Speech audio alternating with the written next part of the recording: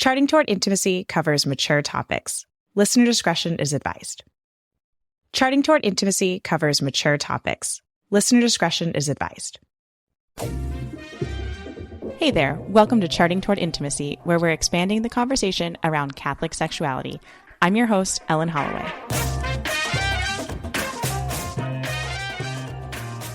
Hello, and welcome to this special episode of Charting Toward Intimacy for the Seek podcast. We're here from Charting Toward Intimacy to get you pumped and excited to attend the Seek 23 conference. So if you are listening and you haven't signed up yet, it is time to sign up. My name is Ellen Holloway. I am Kathleen Chavanis. And so we're the hosts of Charting Toward Intimacy. Charting Toward Intimacy, we talk about everything that you might be afraid to Google, right? So you probably shouldn't Google. And you shouldn't Google these things. Oh my gosh, please don't. Right. So we're talking like Catholic sexuality. We're talking intimacy in the bedroom, pleasure. That's a real thing. And that's something that God wants us to have, right? We wanted to introduce ourselves first. So my name, again, I'm Ellen. I am an instructor in a method of natural family planning called SymptoPro. I started this podcast back in 2020. It was my, it's the pandemic, I need to do something project. And I am also pursuing a Master's of Arts in Theology of the Body and the New Evangelization. So I am knee deep, elbow deep in theology of the body, and everything Pope John Paul II has to share about, the goodness of our bodies, the dignity of our humanity, and really what that has to do with like Catholic morals and sexual ethics and things like that. So I was so pumped to hear that the patron saint of Seek is Pope John Paul II. I was just like, this is clearly meant to be. I'm so excited to talk about this. That's right. Kathleen, why don't you introduce yourself? So, and I'm Kathleen Chavanis. I've been co-hosting just like a couple episodes a month with Ellen for almost a year, right? Yeah, it has been a year. Yeah. A year we're coming up on, which is crazy. I am married to my wonderful husband for 10 years. We just had our 10-year anniversary, and we've been practicing natural family planning and fertility awareness and all that throughout our marriage at this point for like 10 years. We have 5 children. And, as we, and there's like other episodes, which lays out my whole story, which I won't do right now, but starting to learn fertility awareness and natural family planning at the beginning of a marriage proved to be really, really difficult for me and for a lot of people, I think. So as I've been practicing over the last 10 years, I've really started to feel this frustration of why didn't I know this sooner? Because, and we're going to kind of go in and talk a little bit about this in this episode, I think, but it's all just such good information. And I am almost certified in FEM to teach. Probably by the time you listen to this episode, she'll be fully certified. Yeah, exactly. I will most likely be certified. I'm waiting for my test results. But anyway, so I will be an instructor in the FEM method of fertility awareness, which stands for fertility education and medical management. And, just in the last 10 years of practicing, I've really developed this passion for getting the information of the woman's body and cycles and cycle health, all of this into the hands of Catholics and anybody in general that's interested sooner than marriage prep and, early marriage. It's information that we could use from the time we start cycling through to the time we're hitting menopause. So, right. And this is not just for women too. Like, yes, this information is vital for everyone to know about how the fertility cycle works, how the woman's body works, how like I mean, it is sacramental how the woman's body works. It is this incredible like journey of faith and like journey through the cross and resurrection through her cycle. Like, I mean, we're not going to get quite so mystical in this particular podcast episode, but it is. It's but it is impeccable and like intentional design. Which the more you dive into it and the deeper you get, just reveals so much of God and who he is and the plan for humanity. And it's incredible. It's beautiful. Yeah. So if you're a guy listening to this and you're like, oh, hold up, this is not the episode for me. Or maybe you're listening and you're like, I've already pretty much discerned that like I'm for priesthood or religious life is for me. Like this is still going to be some great info for you to learn. Yeah, absolutely. Please keep listening. Know this stuff too. Yes. Even the priests need to know this. And religious sisters, y'all should chart. This is really important. Yeah. Okay. So the theme of Seek this year is You Are Called. And so the title of this episode is You Are Called to Integrate Your Body and Soul. And oh my gosh, we could talk for 50 hours on forever on this particular sentence. You are called to integrate your body and soul. We're going to be focusing it a little bit more on, fertility awareness, fertility science, and natural family planning. But just know that like this applies so much more outside of what we're going to be chatting about too. So you are called to integrate your body and soul. We believe in the resurrection of the body. We do not believe in the resurrection of the soul ascending by itself and our bodies we just slough them off. In the ground. Yeah. Now we do die, right? Our body and our soul does separate. At death, our soul goes to the final judgment with Jesus, but we believe in the resurrection of the body. Now, where was it? Was it you and I, Ellen? I don't remember if it was us talking about it, but I listened to something recently that talked about how, when a person dies, like you see their body and it's not fully them. Yes. Like it's just not fully them, obviously. Like they're not there anymore. They're not within their body. Their soul is no longer there animating the body.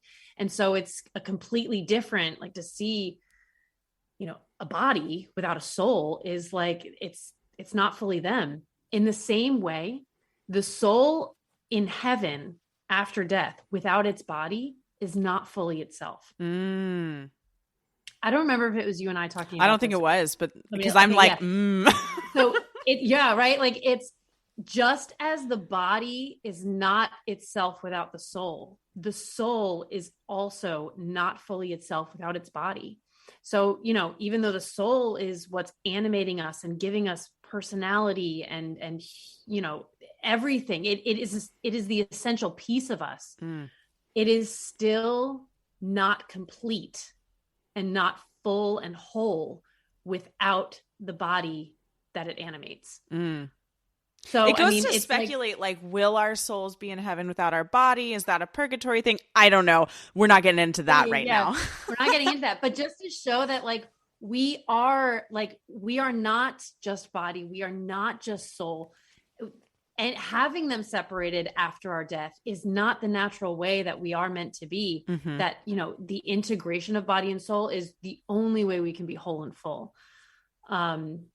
Absolutely. So, we can kind of go into how, fertility awareness and NFP and everything really speaks to all of that. And I would say, honestly, we're using these terms like sort of fertility awareness. Let's define some terms. Because this is something that we've defined a lot on the podcast. But for those of you who are listening to this episode, you might be totally brand new to our lingo. So just for seeds. All right, so let's define fertility awareness first and then NFP. So fertility awareness, using fertility awareness to track your cycle is utilizing the visible biomarkers that your body is giving. So these are things like cervical mucus, basal body temperature, and hormone metabolites in urine. So different methods of fertility awareness are going to use one or more of those things to basically what you're identifying is a fertile window and the infertile windows of your cycle. Now, of course, if you're married and trying to avoid pregnancy, you would take a full class in this. You wouldn't just like listen to a podcast and be like, I know how to chart. No, you don't. But if you're definitely not recommended. No, not recommended at all. Please go take a full class. So fertility awareness is really just that identifying of the fertile times in the cycle and the infertile times in the cycle. That's all that fertility awareness is. Yes. Now, natural family planning is the use of a fertility awareness based method alongside prayer and discernment to plan your family in line with God's will and his design of your body. There's that word again, body. Yeah. So natural family planning isn't just interchangeable with fertility awareness. And if you really listen in how we use it and how we say it, we don't necessarily just interchange the words. We're talking about something really different when we're talking about natural family planning. We are talking about an active discernment process alongside of learning about these natural fertile and infertile windows. And that natural discernment process, that is conversation with your spouse, that is prayer, that is just openness to life sometimes, right? That is conversation with a spiritual director or your parish priest, or maybe other couples too. Like obviously there are certain things in marriage that are only for discussion between you and your spouse, but there are other things that really open up to needing to discuss with other couples. Yeah. So when a couple is using natural family planning, one of the things I mentioned was, they're in line with God's will and design, right? So again, using natural family planning presupposes active discernment. If you are actively discerning God's will and not being self-reliant, if you are opening yourself up to the Spirit and saying, your will be done in my life, and actively discerning what God is calling you to do, then you can be assured that you are following God's will to the best of your ability, right? Yeah. So you might hear people saying, oh, you can use NFP with a contraceptive mentality. You can use NFP wrong, or NFP is wrong because you're trying to, supplant God's plan. If you are actively discerning, if you are in active prayer in anything in your life, you can rest assured that you are doing the best you can as a human, right? We are human. We are not going to be perfect. We are not always going to perfectly follow God's will. So 100%, using natural family planning presupposes that discernment. Now, I would say it is absolutely possible to use fertility awareness only in sort of this mentality that people use birth control in, and I'm just controlling my fertility and I'm controlling the outcome of sex because I, and being very legalistic about it. Because fertility awareness does not presuppose that active prayer and discernment. Now, I have totally repeated myself like 3 times. But it's such an important message and understanding to get across, because I think it can be really confusing with like, wait, well, what's the difference between fertility awareness and NFP? As, college students, right? If you are attending Seek as a college student, you're probably not married yet. Maybe some of you Maybe some of you are. And like, if you are, listen in on this episode more. I mean, this podcast more, right? Exactly. But if you are not, if you have not gotten to that point of your life yet, and you're still very much discerning your vocation, you don't need to be practicing natural family planning. No. You should be practicing fertility awareness, or, you can start practicing fertility awareness. We recommend it. We'd recommend you start charting. It's fantastic for women's health.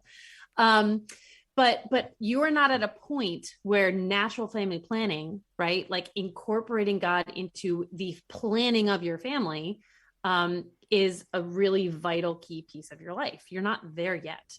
But fertility awareness is the basis. It is the the ground level framework for natural family planning, which is why it's so good to learn it. I mean, like I said, I wish I learned it as in high school as a teenager. I wish I had to. So and this I is think what most happens. women really do. Yeah, this is what happens as we're both instructors. We've instructed couples and individuals through this.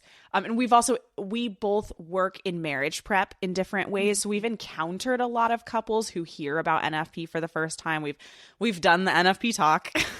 Yes. Yep. at wedding prep, pre-Cana, whatever your diocese calls it, right? The number one thing we hear is, why didn't I hear about this sooner? Yeah. Right. 100%. I wish I had. I remember when I was in college, I was at my Newman Center. I was at UC Davis. Shout out to anyone who is going to UC Davis. I was at my Newman Center and I saw this pamphlet for natural family planning, like just sitting on a thing to pick up, right? And I looked at it and there was like this happy couple like in a field on the pamphlet. That's kind of an inside joke with NFP people who promote NFP is like, frolicking in a field. The field is vital. It's vital. It's apparently vital for pictures about NFP. Anyway, I saw this pamphlet and I kind of opened it up and flipped through it. And I'm like, this is what is this? This is like astrology. This is like some made up thing. This isn't real, because what I was told in sex ed is that there's no such thing as safe sex and you can get pregnant anytime. Mm-hmm. That's not true. I wish I had that sound effect. Fake news. Seriously. Okay. Guys, first of all, the sentence, there's no such thing as safe sex, there is so much wrong with that. We will not get into that. Yeah. Sex should be safe. Yeah. Always. It should be. Sex is an image of divine Trinitarian love and the relationship of Christ to his church. It should never be unsafe. It should always be safely with a person that you are married to and have a indelible mark on your soul connecting you to this person. Okay. Anyway. Tangent. But let's talk about the sentence, you can get pregnant any time of your cycle. So wrong. So false. Okay. So let's run through fertility cycle real fast. All right. So it starts with menstruation. You've got a couple of days of bleeding. 3 to 5 is kind of average. Then typically, let's say you've got a typical cycle range length of about 25 to 34. That's kind of in your typical range. You're probably going to have a couple, maybe 1 to 2 to 3 to 5 days of kind of infertility, pre-ovulatory infertility. Then you're going to have the build up to ovulation. Cervical mucus is a big player here. You're going to have this build up to ovulation. Then you're going to have the main event of ovulation. So during that build up to ovulation time and a couple of days after that main event of ovulation, that's that fertile window that we're talking about. It's technically speaking, the fertile window is only as long as 6.7 days. That is as long as it can get. Yeah. I did learn that new 0.7. Look at that. 6.7. 6.7. That is so you can say about a week. About a week, right? About a week. That is as long as it can get. Now, a fertility awareness based method is going to find a fertile window of somewhere between 9 to 15 days, roughly. So you're not just at a week. It's a little bit longer because the signs present are going to start showing earlier than you're actually fertile. And if you want to get more into the fertility science, we've got more episodes on our podcast. If you want to dive in a little bit more and learn about what's really going on, please go check out some other episodes. So we won't take up too much time to do that. But so then once ovulation happens, once you have confirmed the ovulation happened with the biomarkers that you're tracking, so things like cervical mucus, basal body temperature, hormone metabolites in urine, once you've confirmed, you are infertile for the rest of your cycle. It is impossible for the body to ovulate again. There are lies out there, like literal lies that are like, oh yeah, you can like ovulate a couple of times during your cycle. No. Which you can. The only way, yeah, within 24 hours of each other. So it's all still falling fraternal within that same twins. Yeah. Fraternal twins are the cause of a double ovulation. That ovulation happens, the eggs are released within the same 24-hour window because there is a hormone called progesterone that is secreted by the housing that housed the egg. Like, so egg leaves this housing, the corpus luteum. I'm realizing I'm getting a little more sciencey than I had meant to. You can't help yourself. I can't help myself. You guys are all in college. Like you're in this like learning phase. I'm like thinking about you. And all the big words, right? Corpus luteum. Just want this, whether you realize it or not. You want this. You want this. We're not trying to indoctrinate you, but we are. Do you know what indoctrinate means? Okay, it means to insert doctrine into you. We are trying to indoctrinate you. Right?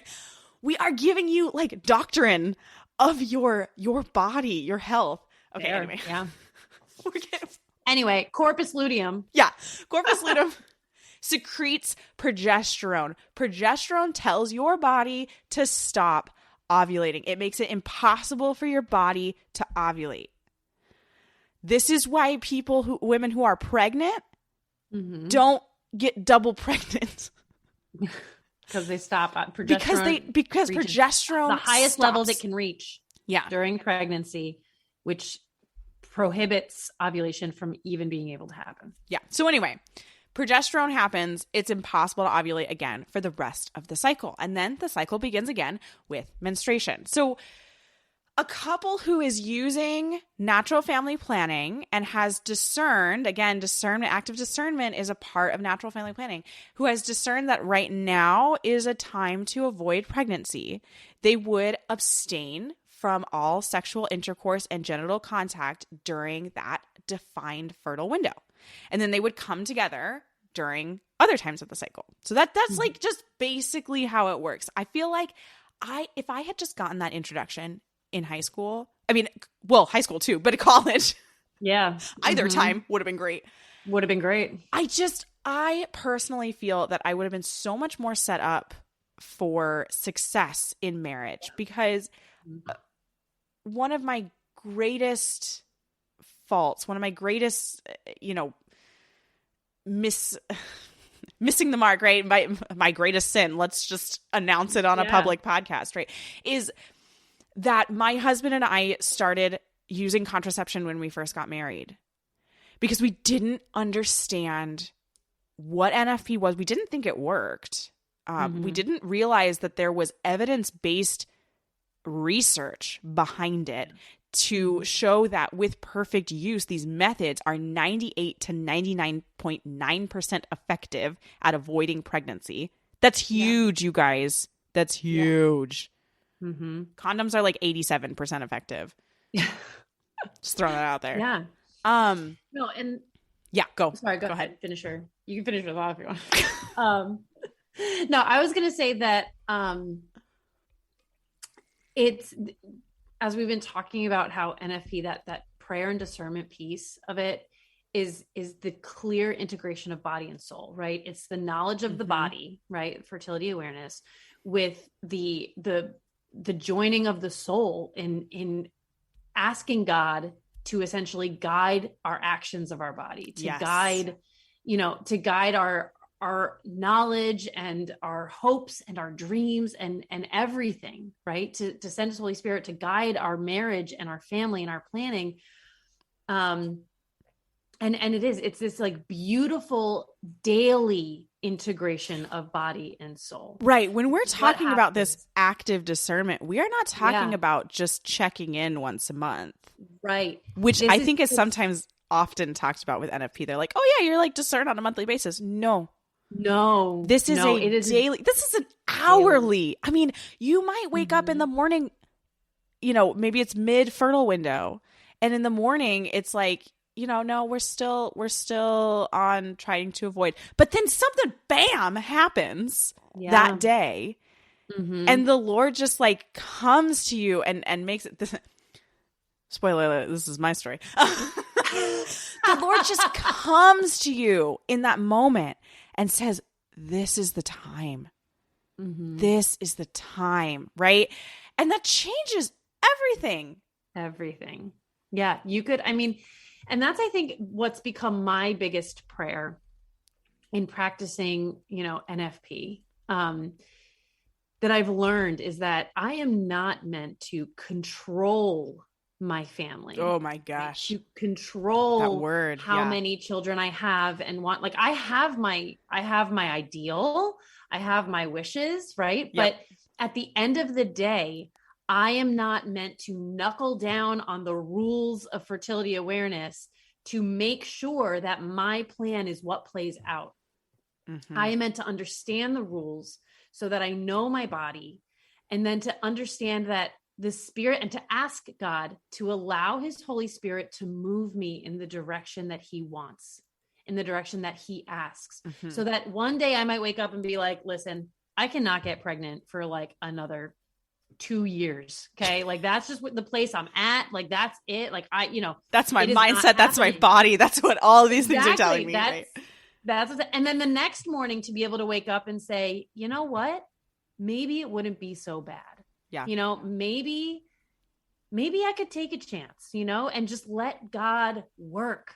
Let Him move. And I think something that's really important to understand, and I love the language that you use to explain that scenario, because we are not ever guaranteed a child. Mm-hmm. Never. We are. Yes. I mean, the Bible says that like children are a gift, right? Like this is a gift from God. This is not I'm a good Catholic, so I deserve to have a big family, or I'm a good Catholic, so I deserve to have children. That's not how it works, mm-hmm. right? And so I love the language that you used, Kathleen, in, maybe I am like willing to take that chance, and it'd be okay if that's what God willed from this particular union. Mm-hmm. Yeah. Because we know that not every union creates a child. I mean, Adam and Eve didn't have a baby until after the fall. We know that they were pretty darn united in the garden. I mean, perfect unity. We know that they had perfect unity in the garden. Now, we don't exactly know what that looked like, but we know that there was perfect unity. But also, again, because of this fertility cycle, obviously, not every marital act is supposed to end in a child, mm-hmm. because we have these windows of infertility. Yeah. And that's exactly right. Men are already 100% fertile. So what, if God wanted every single act to result in a child, He would have made women 100% fertile as well. I feel that in my bones. Like, I'm like, if that is what God willed, he would have made women equally fertile. Like, mm-hmm. and it probably would have looked different because women and men are very different. Like our constant fertility would probably look different. But I feel that in my bones. That has been like a fruit of my prayer life, of just understanding, like, I feel like God said to me, like, Ellen, if I had wanted that, I could have done something different, right? Exactly. And let's talk about for a second, just 1 second, let's get a little TOB on this, sure. Right? Let's Theology do it. Of the body. Let's talk about how man and woman are made to be complementary. Mm-hmm. They are made to be different in a way that complements the other. So that essentially when they come together, they are the fullness of God's love. Right? Yes. They are the fullness. Now let's talk about how when, the ever elusive birth control pill, right? That like so many of us have been on, right? For one reason or another, because right. I mean, so many of you guys listening, so many of you women listening, you might be on the birth control pill for health reasons. Yes. And please know that I put that in air quotes. Like, please please do your research. Yes. There are very few times when there is like a legitimate health reason that there isn't another option for you. And your Please do doctor may not know that. Yes. Your doctor, I mean, we've all been there. We have all been there where our doctors are pushing birth control on us, particularly after having a child. They will push it on you as if it's your only option for preventing another pregnancy. And it's just not. And it's not the only option for the health reasons that we have on it. So essentially what is happening, and this is the point that I wanted to get to, is the goodness of the differences in man and woman. So men are constantly fertile, right? Their hormones are static. They are like one line throughout their entire like like their fertility years, right? Which are a while. It's just one line of hormones. They have longer fertility years than women. Yeah. With very, very minor, small fluctuations. Yeah. They have fluctuations like throughout the day, not like over the course of a month. Like they have kind of like a little bit of like a 24-hour like kind of fluctuation of certain hormones. Exactly. Whereas women, you look at their it's a roller coaster. It is a literal roller coaster of, these going up and these going down and switching and up and it's crazy. Okay. Now, what are we doing? And it can make you crazy. They make you crazy too. And it's okay. It's okay. We have all been there. Every day we're all there. And then what happens when we take birth control? All of those hormones that are just fluctuating in women throughout a course of a month are flatlining. And we are made to look just like a man. And we are not men. We are meant to be complementary. And that, those lines of hormones that are just fluctuating in women and then static in men, that is designed that way to complement each other. Yes. And when we take the pill, all of that beautiful complementarity that plays out in our bodies without us even knowing is just flatlining. And now all of a sudden our hormones are static like a man's. Right. Except men's are like actually at healthy levels and ours are not. Yeah, right. Ours are pushed down. I mean, you just like imagine like an olive press just like pressing out the goodness. Yes.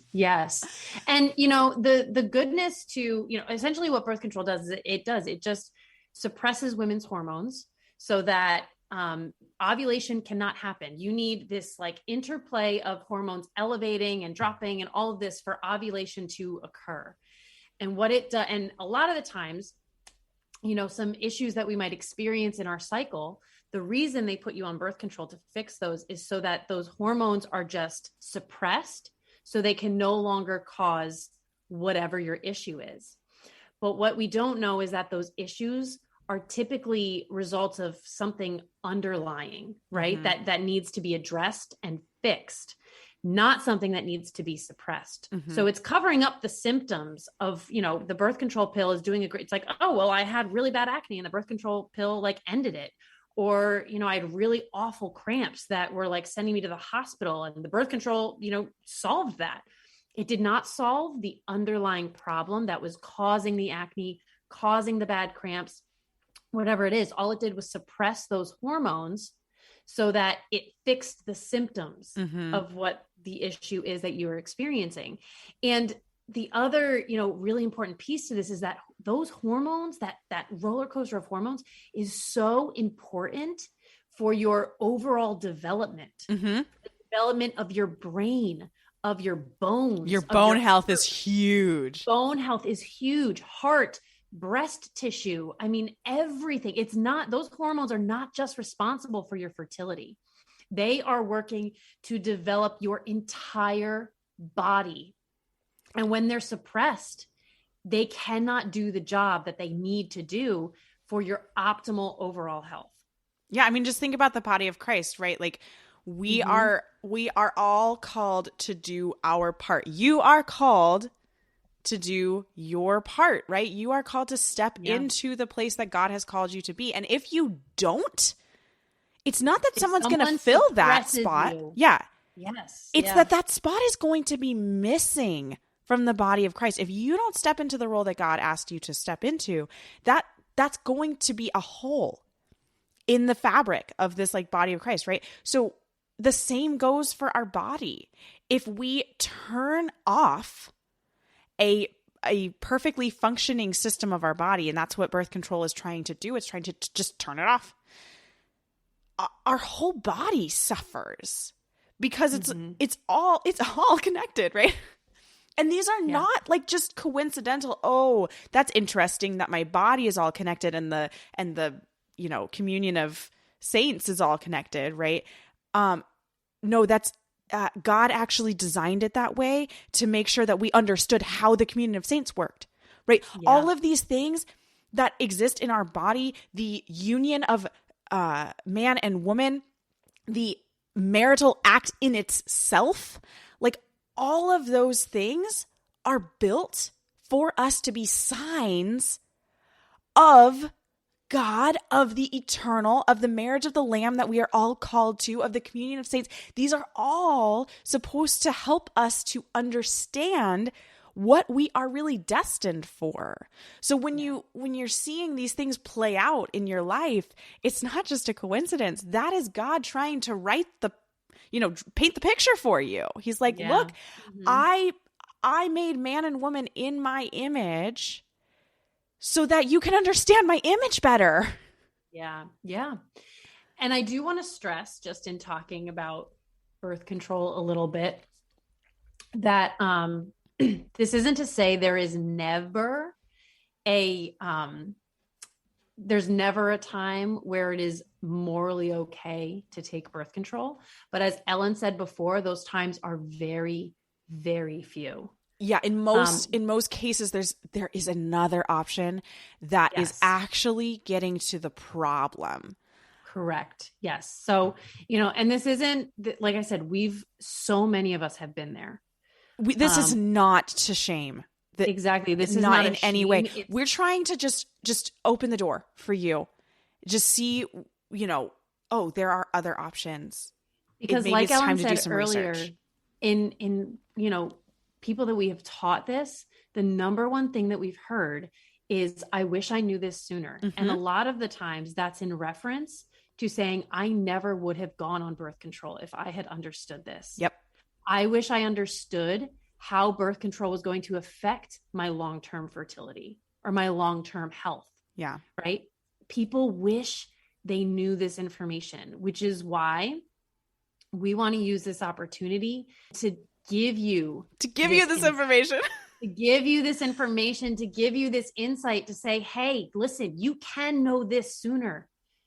You can start now. And here's the thing is if you're learning a fertility awareness method in order to use it to try to avoid pregnancy in the context of NFP and in the context of marriage, Kathleen and I always recommend learn from a certified instructor. That is really important. Yes. If you are trying to get that high efficacy of avoiding pregnancy, you need to work one-on-one with an instructor. Or a group class, but you're still going to have one-on-one time with that instructor and one-on-one follow-up. If you are wanting to start charting right now for health, go ahead and look on the internet, right? You can... Yeah, what are some good resources, Ellen? Let's give some resources. Yeah. And maybe you could link in the show notes too. So where can I start learning? Where can I go? So a couple of great resources to just get some overviews of, what's fertility awareness, what is all this, is an organization called FAMBASE. They've got a website, fambase.org. It's FABMBASE, thank you, .org. Or managingyourfertility.com. Those two are great. They've got some great resources and just what are the different methods? What do they mean? Base is really like a one-stop shop. What method is going to be best for you? Mm-hmm. You can figure that out there. You can find instructors. You can find, you can find all the information that you could possibly need. I've got an episode in the archives called Charting as a Single Woman. Mm-hmm. I highly suggest going and checking that episode out. Mm-hmm. The guest on that episode also has some more resources that I can't recall right at this moment. And the other another option. Sorry, go ahead. Yeah, I've got one more. And this is not a Catholic option. I also do not recommend this if you are using this in natural family planning, in the context of marriage, in the context of trying to avoid pregnancy. I do not recommend this. But if you're looking to just start charting for health, Taking Charge of Your Fertility is a huge book, but it's got a ton of information, and it can get you started on charting in a very inexpensive way, because it's like a $15 book. Yeah. Yeah. And just from a more secular perspective and focusing more on the science of fertility awareness, there are 2 other websites, factsaboutfertility.org, FACTS aboutfertility.org, and naturalwomanhood.org are 2 really great websites to help you learn more about the science and understand, how this can be effective, and how the body, why it's so important for the body to practice fertility awareness. Yeah. I've got one more I just remembered is Pearl and Thistle is an organization run by a wonderful woman named Christina Valenzuela. Christina's the best. She's amazing. She has an incredible 90-page PDF book for those of you in this situation of wanting to chart as a single woman. And this comes from a Catholic perspective. She brings in theology of the body. She talks about the integration of your body and soul. I can't believe I didn't think to mention this one as the first option to look just came out with it. Yes. At the time of us recording, she just came out with this. That is a fantastic resource. That is what I would point anyone to. Yes. So I think, just to kind of sum up everything that we've talked about, is we wanted to bring kind of really the science and a little bit of the theology behind natural family planning to those of you in this, college age, young adult, starting to make those discernment decisions of what is my vocation, or at least starting to ask those questions, right? Maybe some of you guys are already married.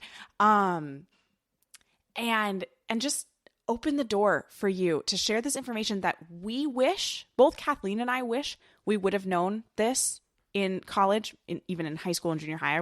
I wish I would have known this. But also that basically everyone we've come into contact with has wished they knew about it sooner. And so, here we are. Our doors are open. Please go check out the podcast with more info. You can find me on Instagram at Charting Toward Intimacy. And start researching, dive in, learn about this. I think you'll be amazed at what you're going to learn.